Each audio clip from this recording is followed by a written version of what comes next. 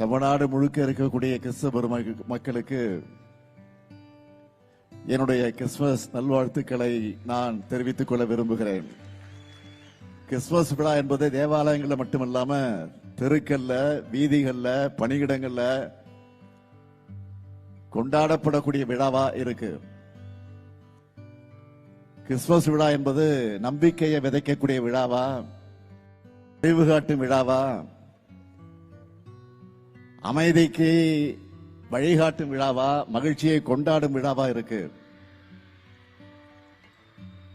அதனாலதான் மதங்களை கடந்து அனைத்து மக்களும் கிறிஸ்துமஸ் நாள்ல வாழ்த்துக்களை பகிர்ந்துக்கிறாங்க.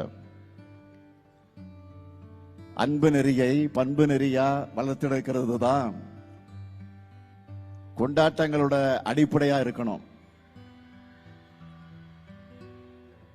வெறுப்புணர்ச்சி என்பது பாவங்களைத்தான் செய்ய தூண்டும்.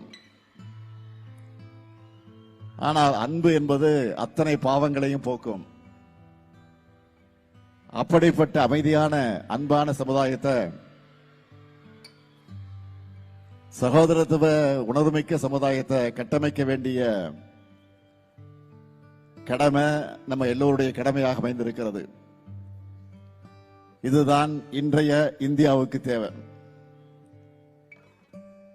இந்துக்களும் முஸ்லிம்களும் கிறிஸ்துவர்களும் ஒரு தாய் வயிற்று பிள்ளைகளாக வாழணும். அதுக்கு இது போன்ற விழாக்கள் துணை நிற்கணும். சமாதானம் பண்ணுகிறவர்கள் பாக்கியவான்கள், அவர்கள் தேவனுடைய புத்திரர்கள் எனப்படுவார்கள் என்கின்ற பைபிளையும் தெளிவாக குறிப்பிடப்பட்டிருக்கிறது.